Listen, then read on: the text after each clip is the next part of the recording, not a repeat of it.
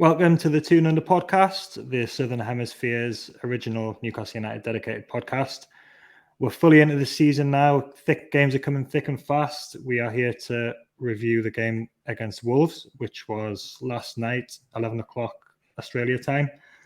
I've got Bobby in Ballarat. How are you doing, Bobby? Good, Jack. Buoyed by the fellas' second half of the last night's game. Yeah, it was good. Yeah, it was better than the first half. But more importantly, the Greek has returned. Dimi's back. Hey. How you doing, Dimi? Howdy. How you doing? Well, better since Maxi's last minute or almost last minute equaliser, and I was a lot better this time last week, sitting on a beach, listening to you guys to the pod. Now I'm sitting in my front room, freezing my knackers off, jackets and heaters full blast. So not too happy about my tan going in a couple of days, but I'll have to live it up with short sleeves as much as I can. So people who follow us and watch us will have probably seen Dimi on one of the Premier League productions shows, which was really good. So just before we get into the Wolves game and start talking about the football, you went to St James's Park, so from your honeymoon in Greece. So firstly, it's pretty good to see that you are still married, I think, aren't you? So your wife's let you get away with that one? Yeah. No, it worked out well. The timing was good because when I left Greece, my in-laws had arrived sort of in the same area where we were. So my missus just hung out with them. So she wasn't as if she was alone and I left her stranded on a honeymoon. I wouldn't do that. I'm not that sort of bloke. But it just worked out. The stars aligned, and I thought, you can have fun with your cousins. I'll make a 2-day jaunt to Newcastle and see the football. So yeah, it was an amazing couple of days. You say you're not that type of person, Dimi, but you didn't plan that, obviously. So you were just going no matter what, though. Well, I didn't really. Yeah. So everyone was saying, "Oh, how good Katie is for letting me go." I didn't really give her a choice. I said, "Look, I'm going.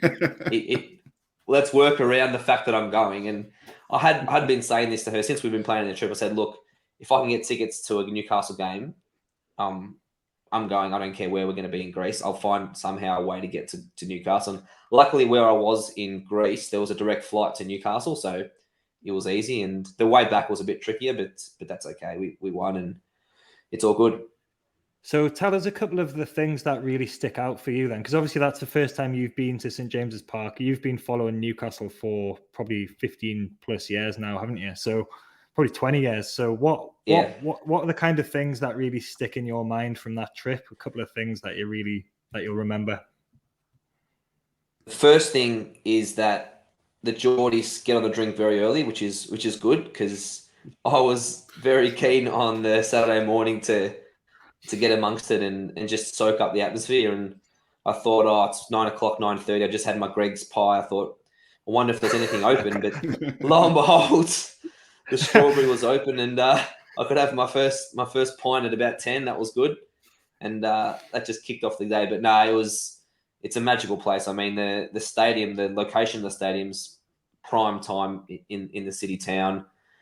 The sheer size of it, and it blew my mind. The feeling when I first got when I walked towards the stadium and I saw the Sir Bobby statue, I saw the Shearer statue. It was indescribable. And then the match itself, because obviously I've got friends that go to the match all the time, and there's been a couple of these days recently. The Arsenal game was one of them as well, and the Forest game was one, where just the whole town is just up for it. And the match itself was good as well, wasn't it? You must have been getting a bit jittery though towards the middle of the second half when we hadn't scored yet. Yeah, it was looking like it might be one of those days where we're just dominating, can't score, and they're going to ask their way to a set piece, or Lingard or one of their new signings is going to score. But we did play well. We dominated the game from pretty much from the first minute, and even the guys around me who I was talking to, they were sort of pretty confident as well. We all had the same opinion where we just needed that one goal, and that would sort of release the shackles. Obviously, we didn't expect it to come by a Shah, but as soon as the first goal came in, I think we all just took a big deep breath and thought, yeah, this is more like it. Well, the next time you go to England for a match will be the FA Cup final this season. We've already talked about that. None of the wives know yet, so we'll probably all be divorced after that, but it's happening. 100%. We're there. All right. We will have a very, very quick break and we'll get right back to talk about the Wolves game.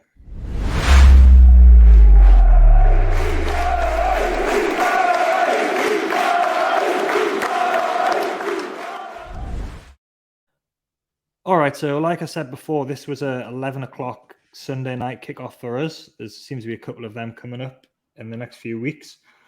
Newcastle remain unbeaten in the league this season after 4 games. So we've got 1 win and 3 draws now. And it was the second away draw on the bounce for us after the Brighton game, first up. It was a very different game to the Brighton game. It's probably no surprise that we scored a goal in this game because Newcastle have scored exactly 1 goal in each of the last 10 matches now against Wolves, home and away. So we always score 1 goal. So just quickly, Bobby, happy with the point overall? Think it was a good point. Think it should have been more. What do you think? If you gave me a point before the game, I would have taken it. And I thought these away games against, look, you think rivals for our position in the top 10 at least, Wolves, you take a draw away from home, but I think on the balance of play, we deserve the 3 points, and we're an Elliot Anderson header away from claiming that. So, we'll talk more about the first half and the differing opinions of what we thought of it, but definitely the second half, we were by the far superior team, and Eddie, I think the biggest thing for me was our fitness. We could run out another 90 minutes, I reckon, but Wolves are dead in the arse. So it's great to see, and I think we're a different team now, aren't we? Yeah, and we were the team that seemed to. If it had gone on for another 5-10 minutes, we probably would have won the game, like you said, because we were in the ascendancy pretty much for the whole second half. Dimi, happy with the point? Happy just to stay unbeaten? What's your thoughts?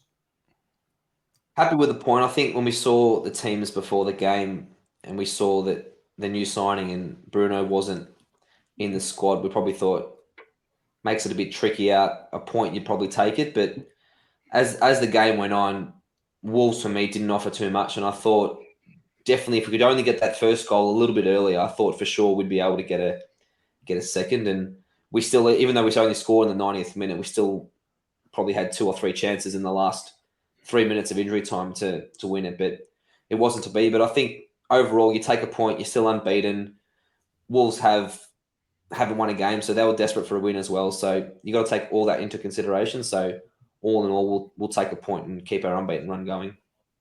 Yeah, I think a point in away games is always in the Premier League. It's always a decent return, even though, we could have maybe should have won this game. But you talked about the lineup there, so let's just have a quick talk about the lineup. The big news was that it started going around on Twitter in the morning, or it was the day before, I think, that Bruno was injured.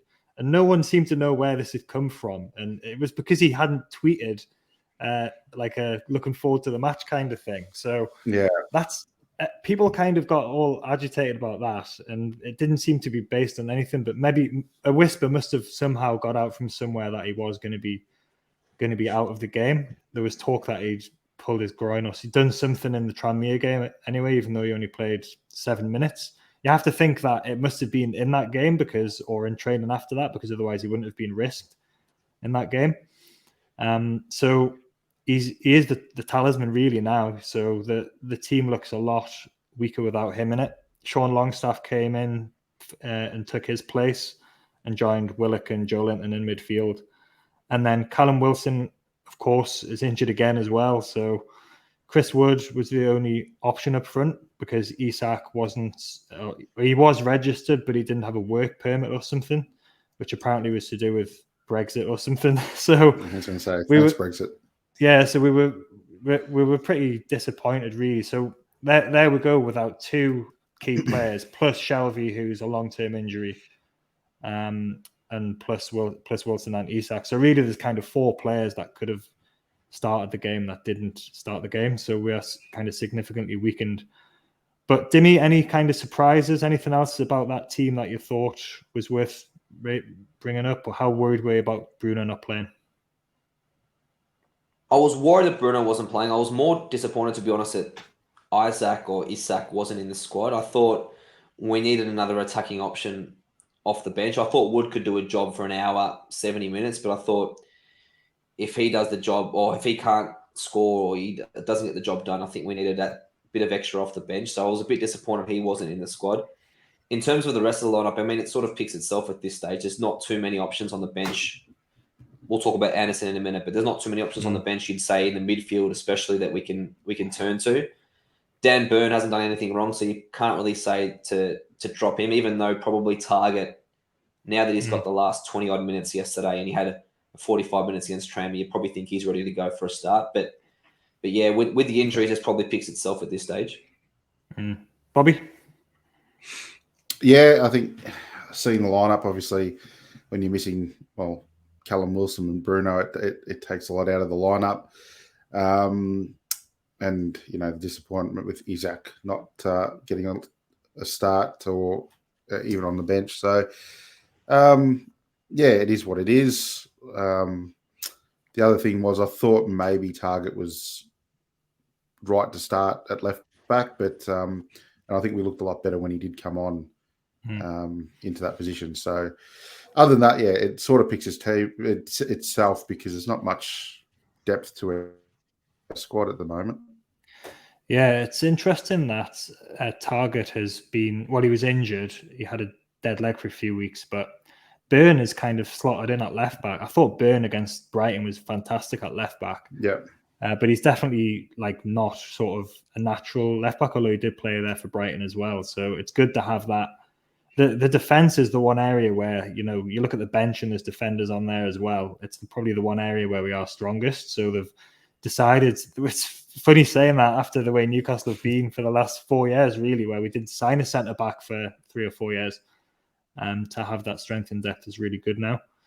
The other thing was that Dubravka wasn't on the bench. There's a lot of talk that he's going to go to Man United. Although, I don't know. We talked about this on the podcast the other day. There doesn't seem to be a lot of sense in letting him go like on loan with an option for them to buy. If he's gonna go, you try and sell him, or get a substantial loan fee at least, you know. But that's the fact he wasn't on the bench suggests there's definitely something in that, and there's talk that he definitely wants to go. But this was the kind of we've had 5 games, I think it's going to be, in 13 days, so that's a lot of football as well. And this is there's going to be 2 more Premier League games this week, so the effort they're putting against Man City, and then the real difficult game that they had against Tranmere. Players like Willock, who started every game, is going to be feeling it, you know. So we've got a really hard game coming up, which we're going to be talking about, the Liverpool game. But yeah, with the squad at the moment, I think we're going to talk as well about a couple of signings that we're hoping that we're going to make, or that some moves we might make in the last few days of the transfer window. But there's definitely like a strength and depth issue, which we're probably going to have for this season until we can start really filling out the squad with better quality. But let's have a quick look at the Wolves lineup, as with Portugal lineup as well. They actually had Jimenez back, so they didn't have quite as many Portuguese players as last time. But anything to kind of pick out from here, Bobby? Anything to be sort of concerned about? On paper, they look like a good team, don't they? Just want to talk about the graphics. It looks like a men's magazine or something. Like, you know, yeah. Look, you know, they got good names. I think we've spoken about this. Dimi mentioned like very good individual players like, you know, Nunez, Neves, Jimenez, Neto, you know, quality, you know, Collins from Burnley and Sarr, the goalkeeper. They're just really, really good players. So you never know, but yeah, they're not playing to their potential for whatever reason. And that was, you know, quite evident in the game. But you look at the team on paper and you think there's a lot of handy players in that squad. Dimi, anything to pick out there? It's a strong squad on paper. If the game was played on paper, you line that line up against ours, we probably wouldn't have a shot, to be honest. They're most of them Portuguese internationals or former Portuguese internationals. So definitely on paper a good squad, but yeah, that don't seem to be clicking at the moment, and there seems to be a few issues at Wolves. Because we got a better manager. Yeah, well, we'll talk about the sort of the tactics they employed throughout the game. But the first half started, and it kind of settled into a pattern fairly early of Newcastle kind of having most of the ball, but not kind of creating many clear-cut chances. Although to begin, I mean, we had probably the first chance with we should have had a penalty, basically, shouldn't we? Yeah. My stream went a bit dodgy at this point, so I kind of missed it, and I had to watch it back later. But basically, Longstaff had his shirt pulled in the box, on the edge of the box, and then the ball went through to Willock, who missed the chance.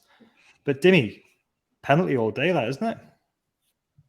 I mean, it's ridiculous. I mean, it's absolutely ridiculous. The reasoning that Shearer was saying at the halftime show that the referees were saying was there wasn't sustained holding. I mean, if we're going to be serious, not sustained holding. So if you try and 2-foot somebody, but then you quickly pull your foot away, is not a sustained tackle. I mean, if you punch someone in the head, but you only half punch him, is that a sustained punch? I mean, it's ridiculous. I mean, the fact that Willock had the chance straight after, I reckon that the referee saw the pull, saw that Willock had the chance, probably in his head, that's an advantage.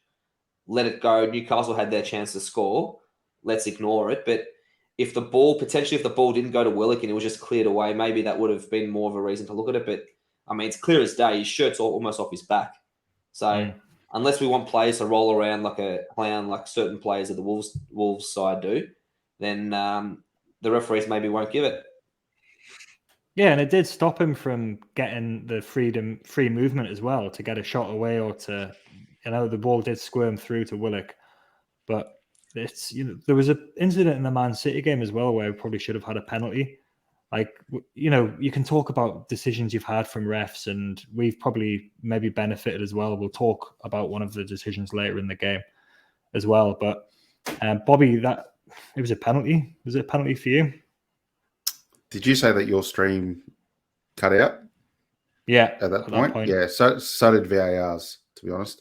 It had to. That's the only explanation I can come up with, because it's a clear as day. We talked about it in the Man City game about being a foul in the box is still a foul and still a penalty, and so be it that as well. So getting used to this, but yeah, you move on. Willock should have put away his chance, though. More to the point. Yeah. I was going to say, it's no excuse for him missing. He was basically about 8 yards out, and he just put it wide. So, and then after that, Wolves sort of got into it a little bit. They had a couple of half chances. There was a shot just over the bar and a header from Nunez, and then Neves, more or less from nowhere, scored a screamer, and he can do that. He's shown previously that he can do that.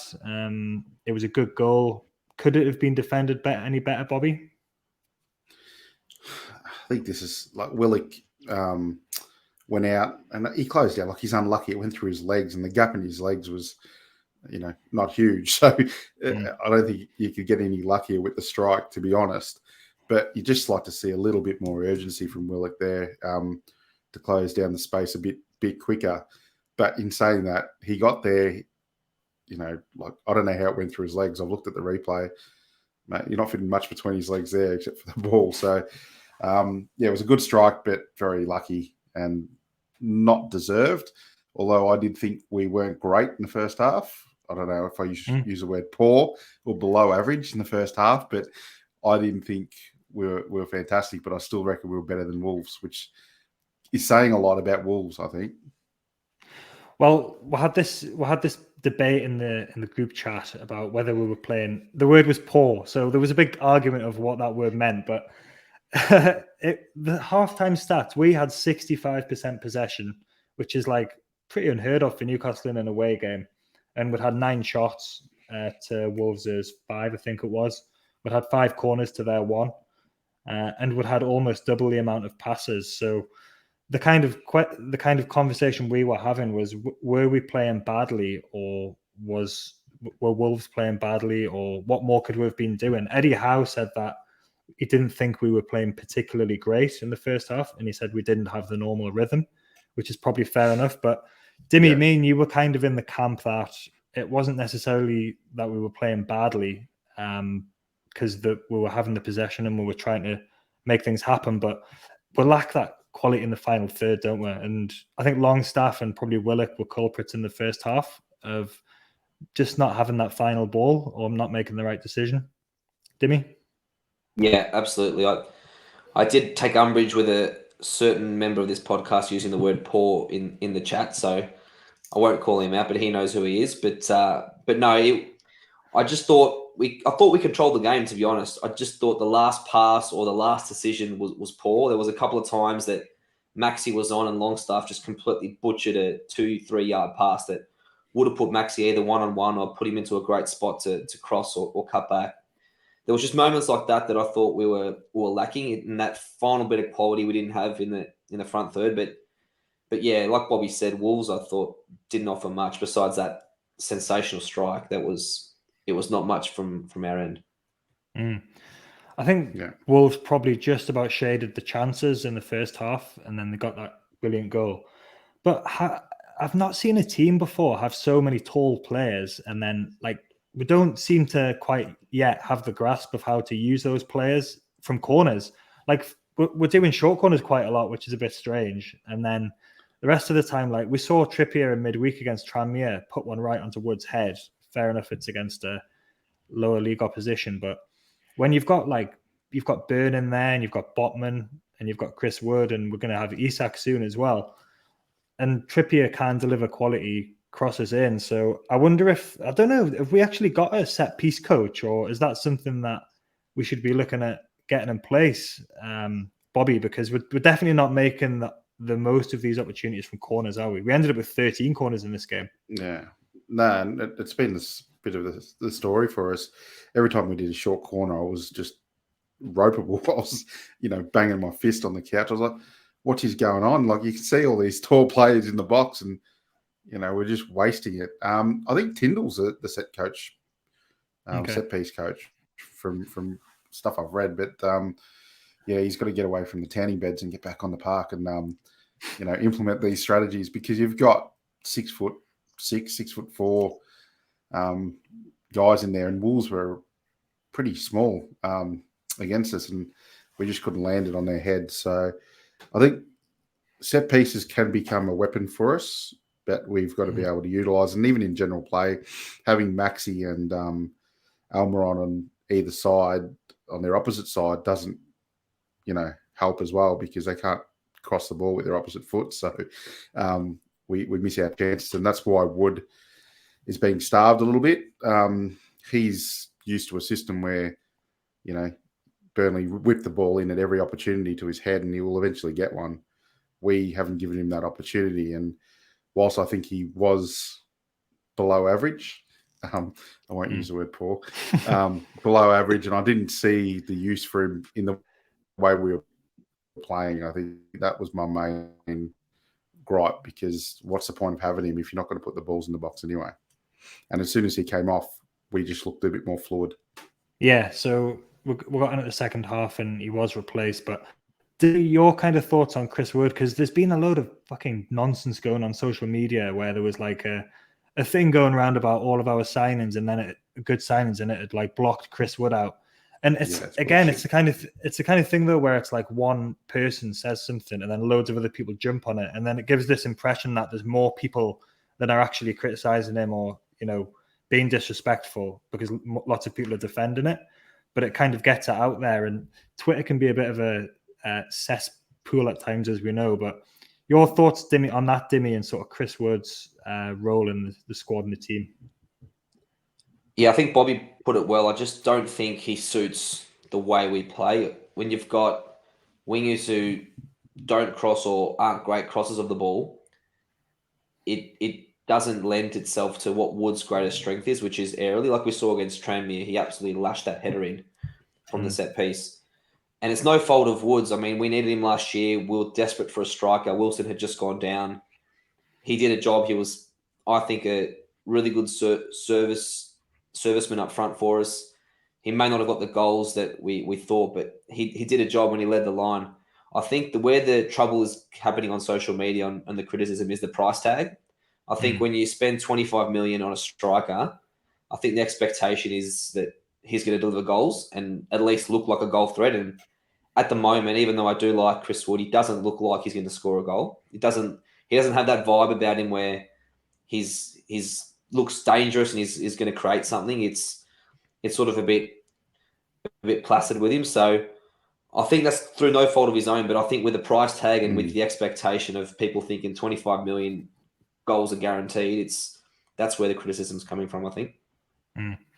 And his goal scoring record in the Premier League is not that far away from Callum Wilson's, actually, in terms of the numbers. But of course, he was playing for Burnley for most of that time, who had 2 out-and-out wingers, and he had another strike partner. So the game was tailored around him.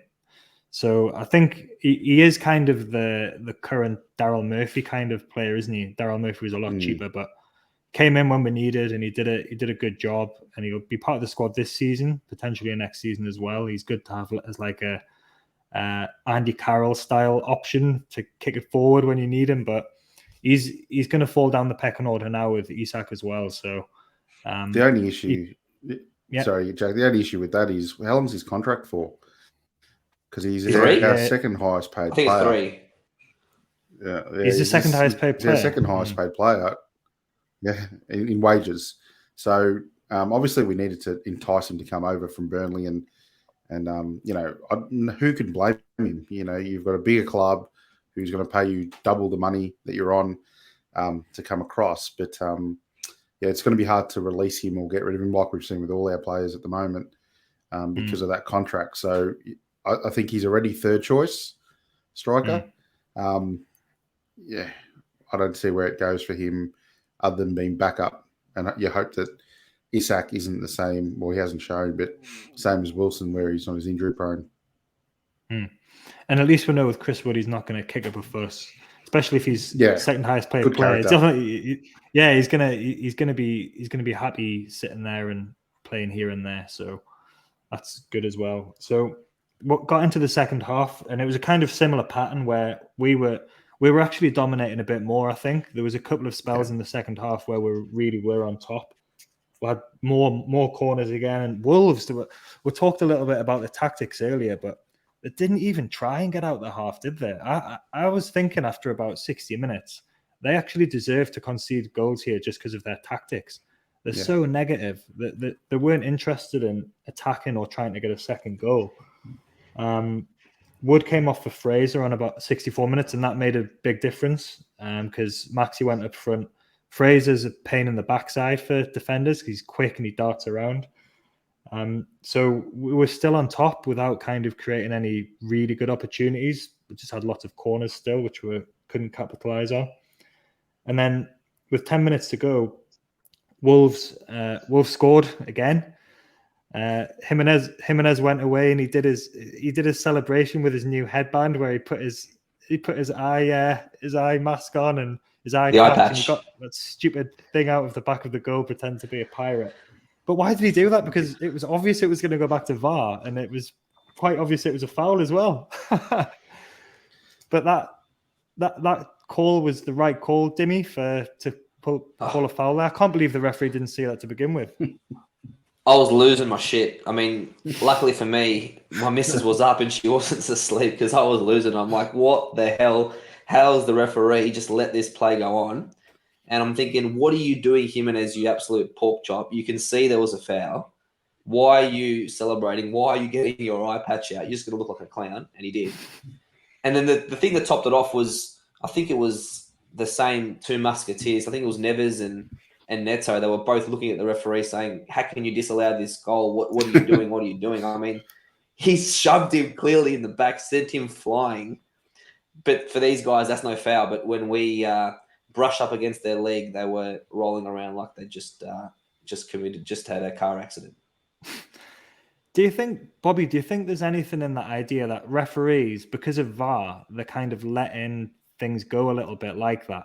Even though he thinks it probably is a foul, do you think he thinks that he knows it's going to get pulled back? So, like, he tries to let the game flow and then knowing that he's got to fall back. If VAR didn't exist, would he have just given that as a foul? Because it was obviously a foul, wasn't it? I think so. And I think it's a safety net for refs now. They don't want to make that critical decision to stop the game, but they know that, oh, well, if it continues and they score or something happens, then I can just go back and blame it on VAR and I can re-look at the video and stuff like that, which, look, you want the refs to make the decision that in real time, but I get it. If it's 50-50, but that wasn't 50-50. That was as clear as anything. And I didn't even see the celebration from that wanker because I was losing it and I just said, this ref is crooked. I said I couldn't believe it. I just walked up and just lost the plot. So, yeah, I think you're right. I think the safety net probably has the refs in the back of their mind going, oh, I'll let it flow and I might bring it back. But, yeah, that was clear as day, and I don't understand how he didn't call it. Well, we got the right decision in the end, so that was good because I think that gave us a little bit of a boost. So actually, one other thing about that goal, which was really good to see, was Maxi was absolutely killing himself to get back. He was sprinting back, and he made up a lot of ground. He couldn't get there to stop the goal going in, but he was the closest man to him and us at the end, and that was maybe indicative of his form of the last two games, where he's really putting the work in. His body language was much better. So that was good to see. But on a couple of minutes after that, we brought Anderson and Murphy on, and that was really good. Like we've talked about that we haven't maybe got any game changers on the bench, and the bench, we didn't have any strikers, and the bench did look a bit bare. But Anderson has been on the bench for the whole Premier League season so far. He started in the Cup game midweek, and he was probably the best player for us, apart from Trippier when he came on. So that gave us a little bit of a boost. And then I don't know about you, but I just felt like when we're never out of the game, I didn't feel despair like there's no way we're going to score here. We knew there was going to be a lot of injury time as well. And then the ball goes forward, and the Wolves defender, I've seen a couple of Wolves fans on Twitter say, what was he doing? But it was Huang who scored those two goals against us last season. But he was under a bit of pressure from Murphy, and he just kind of looped it up. But there's no accounting for that finish. That was absolutely spectacular. How we managed to keep that down and put it into the bottom corner. Bobby, what a goal that was. Sensational. One of the goals of the year already, and I think it'll be at the end of the season. We'll still be talking about it because he hit it flush. You can't hit it any better than that. Sar's a quality keeper, and he didn't even know what to do. He was, stood still. So, yeah, quality finish, and Maxi's in top form, which is good to see. And, I think that form, if he wasn't in form, he wouldn't have hit it. But I thought he just went, you know what, I'm going to put my foot through it. And he put his foot through it. Yeah, sign of a man in form, isn't it, Dimi, that? Where does that goal rank in our goals so far this season? Because we've had some good ones. It's got to be the pick of them so far. I think there's been some absolute quality goals. I mean, you've got Shares that I saw live, which was an absolute thunderbuster. There was Trippier's free kick. Even Wilson's flick against Forest was a great goal. I mean, when he's lining up to have hit that ball, I'm thinking to myself, what are you doing? The ball is coming from a great height. You're going to either do your hamstring, you're going to trip over. It's going to be some sort of Joel Linton moment where he's going to kick into himself. But fair play to Maxi. He absolutely flushed it. And like Bobby said, the keeper had no chance. He didn't even move. Yeah, and there was only, from that point on, it felt like there was only going to be one winner in the game. So we couldn't quite do it. Anderson hit the bar. He's so close. That would have been absolute fairy tale stuff. But 96th minute, he hit the bar. Would have been scenes. The away end. And the free kick at the end as well. And then the free kick at the end, which Anderson won right on the edge of the box. There's some suggestion here that Trippier didn't take that because he felt his hamstring. He had felt his hamstring when he was taking a corner earlier. So, and it was also maybe the wrong side for him. But when you've scored 3 out of 4 direct free kicks like he has, you would think he would still have it. And Shah put it just wide, and that was the game. I think it was I was pleased with the point. I think it was it's good a sign that we can come back and we can get the point. We definitely deserved it. But I'm just going to have a little play of a little interview that was done with Ruben Neves. just before I'm going to play this, and then I'm going to show the full-time stats, and let's just see what this guy's been smoking. Listen to this.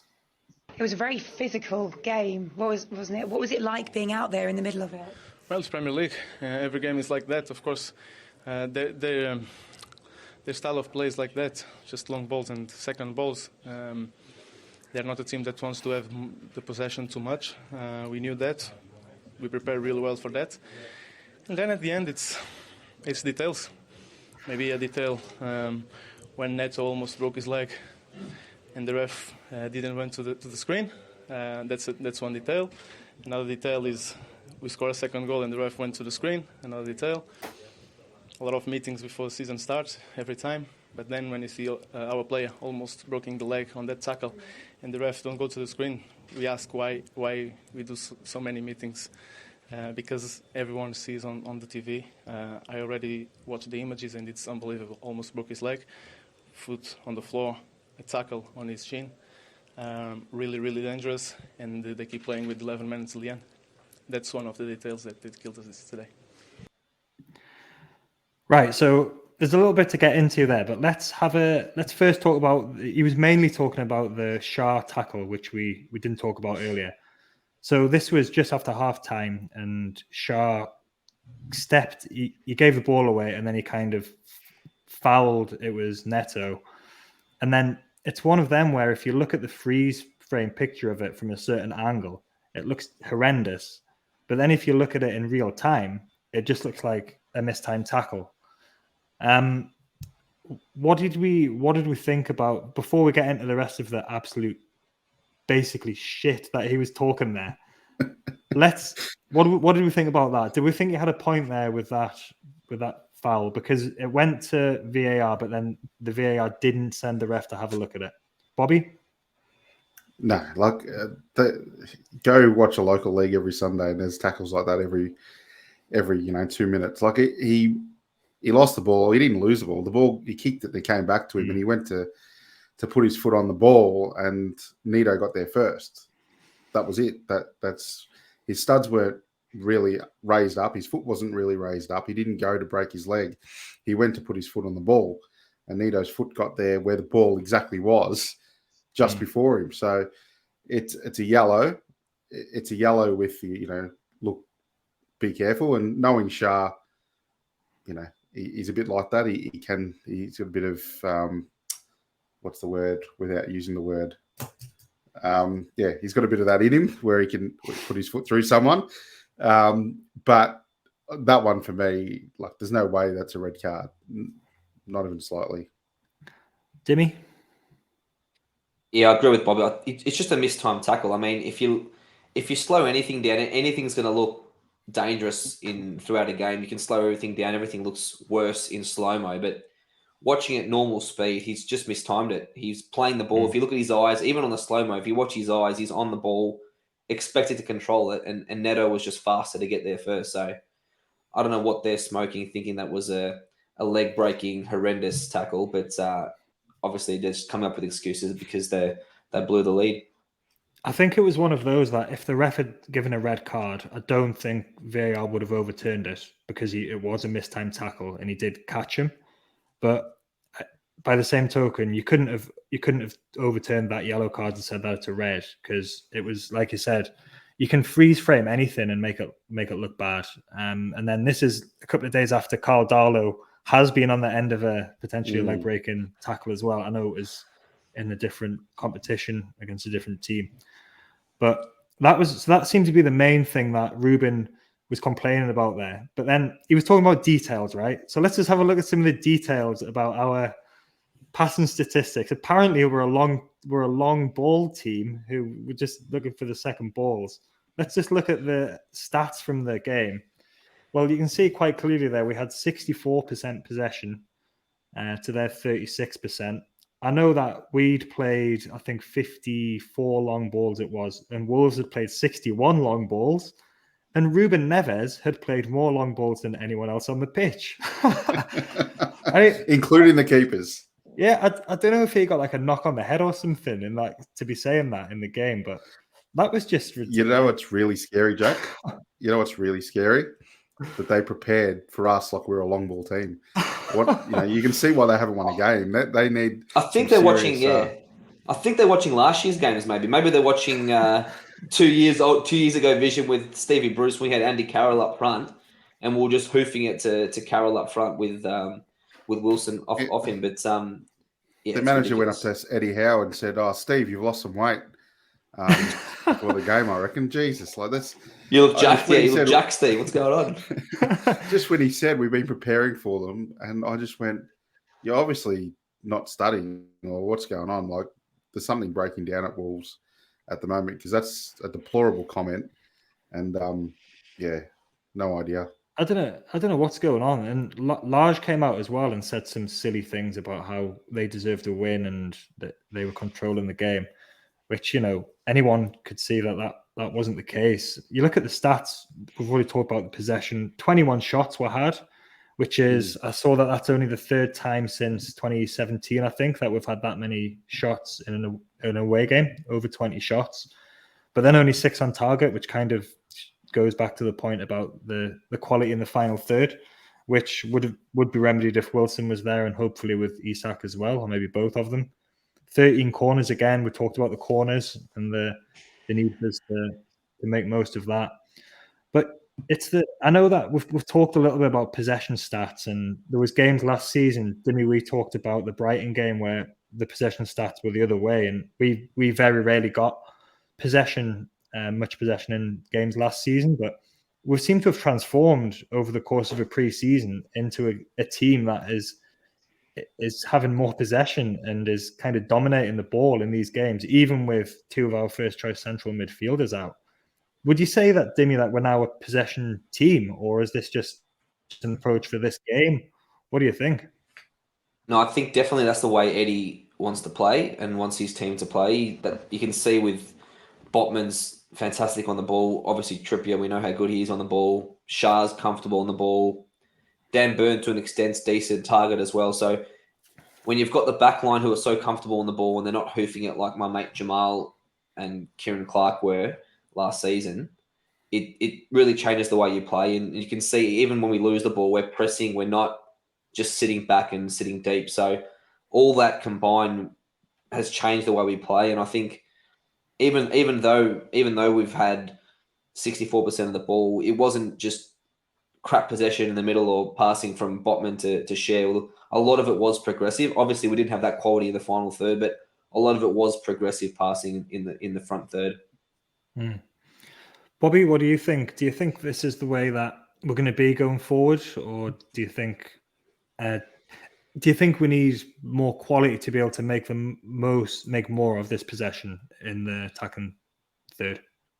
It would be nice. I think from everything has been evident this season that if we did have a 3 really quality attackers going forward, people that could finish in the box, we'd scoring more goals. That's for certain. So I think this is the way we're going to play. I think we spoke about it, Jack, on one of our podcasts last year. I think it was against Norwich, about the possession. And I think it was similar to those stats. And we said, I wonder if that's what Eddie Howe wants to do. And I think it is. So yeah, Eddie's a master. I think we all really love him. So I think that's the way he wants to play, even against Man City. We absolutely bossed the ball. So against England's best team. So if we could do it against Man City and we're doing it against Wolves away, who are a top 10 team, why not? Yeah. Implement. What did you think about kind of a man of the match for the game then? I was thinking about this and I thought it was quite difficult to think of somebody who was the outstanding player of the game for Newcastle. I've probably just gone with Maxi in the end, because I think he did back up his performance against Man City to an extent. It was a different game. He had less space, but he still gave them trouble, and then he scored one of the best goals we'll see all season. Anything different to that, Dimi? Who did you think stood out as man of the match? Yeah, I think you got to give it to Maxi just for that wonder goal alone. I think he very nearly became the ultimate hero. There was a breakaway at the end where Share thought he was an attacker again, just like he did against Brentford when we we scored the second goal. Put a terrific ball to Maxi, and I think Maxi was just out of juice. I think if he went a little bit further inside the box, he might have had a chance to score. He just lashed it with any effort he had left. But I think he was the danger man and our talisman yesterday. So I think, especially with that stunning volley, you got to give it to him. Bobby? I'm going to give it to Botman. I thought he was huge for us. He started most of the attacks from the defence. His passing is just unbelievable. He's pinning balls around and through gaps and got us started on these attacks. So I thought Maxi was probably up there as well. You know, he scored the goals. So you probably have to give it to him. But I just wanted to mention Botman. I thought he was fantastic. I'm pleased you've mentioned Botman because there was one of these weird Twitter things again about him that I saw today where a couple of people have been saying that they haven't been that impressed by him or that he hasn't really been doing too much for them. And it's like, again, it's one of those things where someone says something and everyone jumps on it, but he's kind of just seamlessly slotted into the Premier League defence. He doesn't look out of place at all. He's obviously got the quality on the ball as well, and you can see why they've gone big on a 22-year-old and why they think he's going to be, the bedrock of the team, hopefully for many years to come. I think people just underestimate sometimes how hard it is to come into the Premier League, especially if you're used to playing in the Dutch league or the French league, where the standard's not as good. So to be able to come in and play as he has, and his second or third game was against Haaland. It's like he's the best striker in the world. So I don't think anyone can knock what Botman's done so far, and I think he's probably going to be a mainstay of the team now, unless he's rotated for fitness reasons. Right, let's have a quick little look. I wanted to kind of avoid the league table if I could until maybe game 6, because I think it's very pointless looking at the league table until then. But because we're unbeaten and because we've done well so far, let's have a look at the league table. There we are in 7th position. We've got one win and 3 draws, 6 points. That's 1.5 points a game we've got at the moment, which would have us on 57 points if we did that over the full season, which would have us probably kind of top half, lower top half.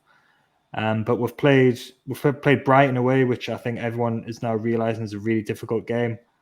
We've obviously played Manchester City, and we've got Liverpool coming up as well this week. Any kind of thoughts on the league table there? Is it too early to be looking at it, Dimi?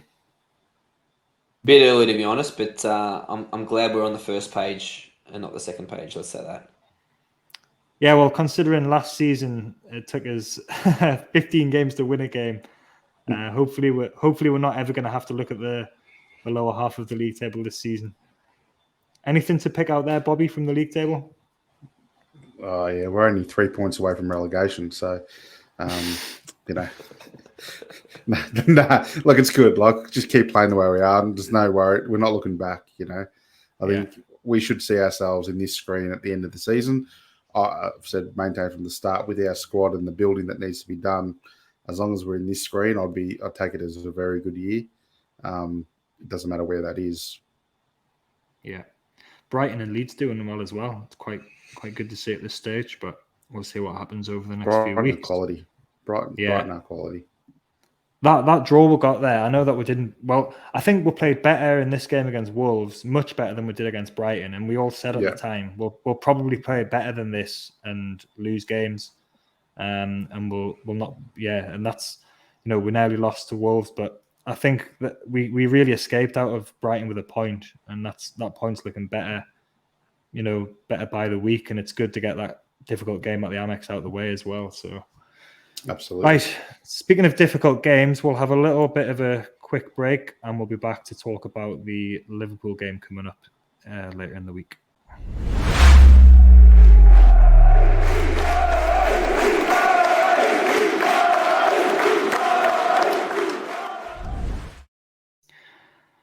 So Newcastle travel to Anfield on it's Thursday morning our time. I think it's 5 o'clock in the morning, which I might be able to get that one in before I drop my little girl off at daycare and go to work. These midweek games are quite fun at the moment, but Liverpool was looking like it looked like actually we might be able to give them a bit of a good game, and they weren't in very particularly good form. They had draws with Fulham, and they drew at home to Palace, and then they lost to Man United. Crisis club Man United beat them, and then Liverpool with a new crisis club, and then Liverpool just turned up and beat Bournemouth 9-0 on the weekend. So that's all of a sudden looking a little bit more difficult than it had been looking before that. It's always hard at Anfield, and I don't think we've won there since 93 or 94 or something like that. But we'll have a little think about what team we might play and how we should approach this game. But Bobby, what have you kind of made of Liverpool so far? They were the crisis club after the loss to Man United, and now they're back in the groove after that record win against Bournemouth. Yeah, I think, obviously they weren't in great form. Losing to Man United's never a good telltale sign. But their quality, they've got a quality manager, even though he's a sook. They've got amazing players. Although Salah was my captain in fantasy and didn't score in a 9-0 win, so that wasn't good. But look, at the end of the day, they're always going to be up there. So you knew that whatever was going to be was just a chapter in their season, and they were always going to be good, and it's going to be a hard test for us. But one that I'm looking forward to, because I watched their game against Bournemouth, and Bournemouth basically had 10 men behind the ball and allowed Liverpool to do what they did, where Eddie's come out and said, even against Man City, we've got to give them a threat the other way, otherwise it's pointless. So I think we will. And the one thing, Van Dijk is out of form. Alexander Arnold was out of form until that game. So I think their defence isn't Italy circa 1994. It's, there is gettable things, but the only query for us is our injuries. I think if we've got our full team in, it would have been a really good game. Liverpool's midfield as well has been a little bit criticised recently, and Klopp's getting some grief for not wanting to buy a midfielder. I think he's actually come out and said he does want to buy a midfielder now. But let's have a look. This was their lineup. I think it was pretty much the lineup against Bournemouth. I think maybe Firmino was up front with Salah out wide. But they had the midfield of, against Man United, actually they had Milner in there and Henderson. But they had Harvey Elliott, Fabinho and Henderson. Again, you're thinking, if we've got Bruno, it's a very different prospect, isn't it? As well as having Joe Linton in there for us. But Liverpool are a quality side, Dimi, what do you think will be the main threats to us from Liverpool? Probably Salah, and Diaz has started well as well. Yeah, Diaz is an absolute gun, an absolute star. He's probably going to be one of the next big things in European football. He's going to be very difficult to stop. I think that front line is obviously world class, top of the range, but that midfield doesn't look great on paper. Like Bobby said, if we had our full complement, we had Bruno in there with Big Joe, I'd be even more confident going up against that midfield. But yeah, definitely their front three is going to be all the threat that we need to worry about. We had a bit of a chat about what Team Newcastle might put out. And like I said before, this is kind of coming towards the end of this run of a lot of games, midweek games and weekend games, including the cup game. And we've got a few knocks, so we know that Wilson's still going to be out. We do know that Bruno is going to be out. Maxi seemed to have a bit of a problem towards the end of the Wolves game. Trippier had a bit of a problem as well during the game. Target's been injured earlier in the season, but we had a bit of a chat and a discussion about how we think we might line up in this game and who might play. So I think we're pretty much all in agreement that if Isak gets his work permit through in time, I think it probably just makes sense. Do you think it makes sense to put him into this game instead of persevering with Chris Wood, even though it's a game where he might not see much of the ball and we might end up, could end up knocking his confidence, giving him a bit of a baptism of fire. Bobby, what do you think about that idea? No, I don't think it will. I think Eddie's going to play the same way he played against Man City and go for it.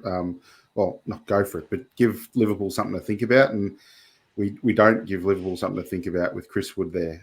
Honestly, if we were going to go defensive, then you probably play Chris Wood. Eddie doesn't like playing new signings straight away, so that's the only thing, thinking that he might hold back on Isak starting. But if he wants to give Liverpool something to think about, which I think he will, then have an ASM with him up front, it'll make Liverpool have a second thoughts about flooding all their men going forward, wouldn't it? Yeah, and the idea of Maxi as well running into that space that Trent Alexander-Arnold leaves behind him is quite enticing as well. I think they'll have seen what he did to Kyle Walker a couple of weeks ago, and they won't be relishing playing against him at all. The other thing that we thought maybe, I don't know if this is more in kind of hope and excitement than actual expectation, but Elliot Anderson playing in midfield. He played most of his football for Bristol Rovers when he was on loan, coming off the left, but he seems to have played in a more central position for us, that kind of attacking midfield number 10 position. Dimi, do you think there's a chance he might actually start the game, or do you think this is just hope on our part because he played so well when he came on against Wolves? You'd love to think he's going to start. Your realist in you thinks that Eddie's probably not going to be throwing him in for his first start at Anfield, but he definitely looks ready, in my opinion. I think even coming on off the bench this morning, only for 10 or 15 minutes, he demanded the ball. He looked so good on the ball. He glided. I mean, that 1-2 that he did with Joe Linton that almost set up that penalty or the free kick just outside the box. It was beautiful to see, and I really do think he's got that something extra that no one else really in our team has, that number 10 in the pocket sort of player. We don't really have that. We have a good winger. We have Bruno, who is more of a number 8, a bit deeper, but I definitely think he's got something about him, and hopefully Eddie just rips the band-aid off and goes for it. I remember when Haris Vukic started a game at Anfield. That's a blast from the past. But he kind of came from nowhere, and he started a game at Anfield. So I don't know if managers sometimes think, it's going to be a hard game anyway, so let's just, throw caution to the wind and go for it a little bit. And Willock as well has started every game, I think, this season, including the Tranmere game. So, and he might be in need of a rest, I think, as well. So we've got Longstaff. We've got Longstaff in there again. There's no other options if Bruno's injured and Shelby's out. I don't think we're going to be signing a central midfielder before this game. So I think there's a real chance that Anderson might actually start the game. And I think that would be really exciting if that did happen. There is the risk it could knock his confidence if he's playing up against Liverpool at Anfield. But I think Howe's got the kind of wherewithal to just say to them, look, just go and do your best. Don't worry if it doesn't go right. It's a bit of a free hit, but that's not how he'll be thinking of it. He'll be thinking we can win the game, like he thinks we can attack them and we'll be able to get at them. But do you think that's how it might kind of pan out, Bobby? Do you think you'll just say to them, go and play? And Isak as well, go and play. This is the Premier League. Off you go. See how it goes. Yeah, I think he's a bit more methodical than that. I think he sort of sees things as pieces of puzzles and going into different slots and how they can get the benefit. I think you're right. Eddie sort of wants to win it and thinks we can win every game. And so he would try to find the pieces he has available that can counteract something that would be seen as a Liverpool weakness. And I'm with Dimi. I think Anderson's that number 10 that gets up, gets the ball, turns around, and goes at you as well. So something we don't have that can cause Liverpool some grief. So hopefully he does play. And yeah, I don't think we're not Bournemouth. I don't think we'll get pummeled. I think we've got a lot more going for us. We look like a new team after the preseason. So yeah, why not? Give him a go. And do you think Target in as well at left back? He's a more natural left back, isn't he, than Burns? So he'll be up against Salah probably. So it probably makes sense to get Target in there, Dimi. Yeah, I think he's ready to start again, Target. I think this morning you could see that ASM needed that overlap. He was struggling without an overlap, and I think when Target came on, it definitely did help our wing play. And I just think, the prospect of Salah or Diaz running at Burn, it doesn't seem like it's going to be a good idea. But we'll trust in Eddie whichever way he goes, I guess. And one thing I mentioned briefly before about the injuries or niggles that Trippier and Maxi had in the Wolves game, is it becoming a bit of a concerned, you think, that we seem to be getting these muscle injuries? Wilson's got one as well. Is this a result of the intense pre-season? Is it? I mean, Trippier and Wilson are a little bit older as well. Is it just that? And we know that Wilson's body is not reliable. But do you think it's a concern? Well, it's a concern because the backups are nowhere near the standard as well at the moment. But do you think there's something in the idea, Bobby, that this could be to do with the training and the pre-season and just the intensity of the football we're now playing? The bodies are trying to get used to it. I think there's no doubt, but I don't think that's Eddie's fault. It's a no-win situation. He inherited a team that didn't train, so their bodies were. I mean, Wilson, Trippier have always been susceptible to muscle injuries anyway, and same with Maxi. I think he had a few last season, so their bodies are already susceptible for that. But I think he had to push him. He had to push bodies to the brink because of how far back they were. So I think that we're going to see this. Where there's going to be some muscle injuries or soreness, and especially when you have a run of games that we're having at the moment, it's going to happen. So it is our depth, and this is why expectations need to be tapered a little bit into, you keep saying top 6 or we're going to hit Europe, and it's like, well, this is a long season, and we've got to get through it. So, it is what it is. Eddie had to train them, and we're seeing at West Brom now what non-training does to your team. Yeah.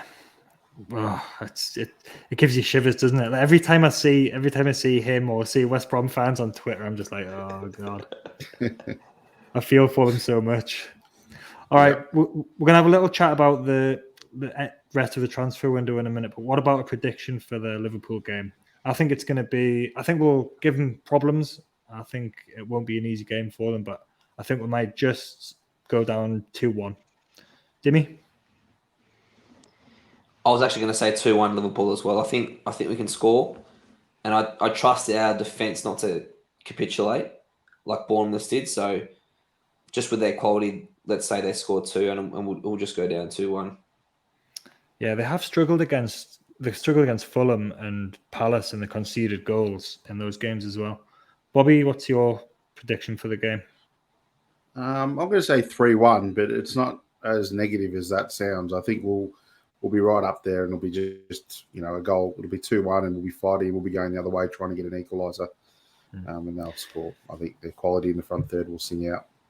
And I think it's good as well to get these games against Man City and Liverpool, just get them out of the way, like within the first 5 games, and then the fixtures after that start looking a lot kinder to us, and we know that we'll give anybody a game at St James's Park. So, all right, the other big thing happening this week is that finally the transfer window, which seems to have been open forever and is driving us crazy, is closing, slamming shut. That's what you've got to say. It's not closing, it's slamming shut at 8 a.m. Friday, our time. So we'll just be arriving at work, ready to start work, and the window will be slamming shut. But there's still a few days left, and there's still a full day after the Liverpool game as well for us to try and do something. It seems from the reports today that I've seen something from Mark Douglas and from Chris Waff that we're still trying to get a right-sided attacker and still trying to get a central midfielder now, which seems to have jumped up the pecking order, jumped up the priority list with Bruno's injury, even if it's just a short-term one. I think it seems to have been the case for all summer that we've been looking for these players in these positions. We didn't know how much money we've had. We've just gone and dropped 60 million on Isak now as well. So that's going to make things a bit tighter financially for us. But Dimi, what do you kind of hope for the last 3 or 4 days of the transfer window? And how will you feel if we don't manage to quite get sort of the quality in that we need in these kind of 2 positions in the last couple of days? I think we need 2 more bodies. I think if we can get quality bodies, obviously that's ideal. I think we need another midfielder and another right winger. I think with Shelby out until Christmas, probably after the World Cup, and the fact that you can see now Willock's basically playing every game. If Bruno goes down, there's not going to be much of a rotation. So I think we need another midfielder in that rotation. If they're good enough to be a starter, more the merrier. I mean, obviously there's talk, and we bid for Maddison earlier in the window. I'm not sure whether we can rekindle that in the last week. Hopefully we can, but I think we also need another quality winger. I think there's a couple of wingers at Chelsea that are begging to leave, so that seems like a deal that can be done. I think that would be, if we can get maybe a Pulisic and midfielder, I think that would be a sensational into the window. We'll be bigging Seb from Tifo Football up if we get Pulisic, because he said months ago that would be a sensible transfer to me and Bobby. But Bobby, agree with that? Do you think we'll get these players? Do you think we need them in those positions? Do you think we need to do anything else? What do you think? I think we definitely need two more. As Dimi said, I think midfield is very bare. I think you got to put Shelby out for the remaining half of this year anyway. So we're short anyway. But if Bruno goes down or Jolinton goes down, then we're really stretched. So I think a centre mid is vital. And as Dimi says, right winger, I think Pulisic makes sense. Made sense when Seb said it all those months ago, it seems, or years ago. But yeah, I think he'd be class. So definitely those two. The other one I want to talk about is maybe even a young right back, an up and coming right back, because I think with Kraft out long term and Trippier very, very susceptible to injuries, I think it's a wait and see. I don't think Manquillo's in Howe's thinking. So yeah, if the window slams shut without making a centre midfield and a right winger, I'd be pretty disappointed. Yeah, I think we've been after kind of a young central midfielder. We've been linked with young ones under 21, so they won't be included in the squad. But with Shelby and probably Kraft now, who are not going to be in the squad, and then you've got Lewis, who his position's unsure, and Fernandez is the other one. And one of the goalkeepers will go, whether that's Dubravka to Man United or whether Gillespie just gets left out of the squad or if Darlow gets sold. So there is space in the squad now, even with Isak, for a couple of over 21 players. I think if we'll leave a couple of those players out, we'll sell them. So we've talked about financial fair play till we're blue in the face and kind of the concerns around why we're not spending. And then we've just gone and spent 60 million. That's probably going to be structured over quite a long time, though. So hopefully that leaves a little bit of wiggle room left for us. It'll be interesting to see what happens in the last few days, but I just can't wait till it's over. Like I remember in January when I just felt so much better when it was over, and I think Eddie Howe felt like that as well, because you know what you're working with then, and you can go with it. And then it's not that long until the January window anyway, so we can reassess and see how things are going then. Anything else to say on the transfer window before we finish? Is anyone else actually looking forward to it finishing, or do you just wish it could stay open forever? It's funny, back in the day, I used to love the transfer window. I'd be so into it and wanted to keep continuing. And I used to say, why is it shutting? Just leave it open. But I'm like you, Jack. I've just had enough. I think Twitter has killed the transfer window, to be honest. All these in the nose that come out with God knows what. It does your head in, because you sort of get pushed down this rabbit hole of researching the links, not the player, but the actual links. Is it true? Is it not true? And you spend half your bloody afternoon to find out it's a made up nonsense anyway. So I want it to be over with. I'm done. Get the couple of signings in and let Eddie do his magic. Yeah, Dimi. Yeah, I can say I do look forward to deadline day a lot more now than I used to. I think under our previous regime, we knew that the deadline day was going to be a quiet day. I think Keith Downey from Sky Sports, he was never at St James's Park. He was always either at Sunderland or at Borough. He was never thinking there was going to be a signing at Newcastle. But at least now there could be some activity, and hopefully, like you said, we get a couple of signings in and slam it shut, and then let's move forward. It would go to Keith at like 10 o'clock in the morning, and he'd say, all right, I've just had word that Newcastle United are closed for business. 10 o'clock in the morning, closed for business. Great. We never opened. We never opened, yeah. Oh. All right. I think on that note, we'll leave it there. We've got a big week coming up. We've got the Liverpool game, so we'll be doing a review of that. We'll probably do something on the transfer window when it closes, and then we've got the Crystal Palace game at the weekend as well. Something else I just want to flag is that the Aussie Mags meetup is happening in Sydney for the Bournemouth game. So that's happening in less than 3 weeks now. I know that at least 3 of us are going down for that. So that's going to be exciting. And also, please just continue to subscribe and like us on Facebook and YouTube and Twitter and all that sort of stuff. We're enjoying doing what we're doing very much. And we will see you soon. Thanks, Dimi. Thanks, Bobby. Thanks, Cheers, Jack. Jack. Bye for now.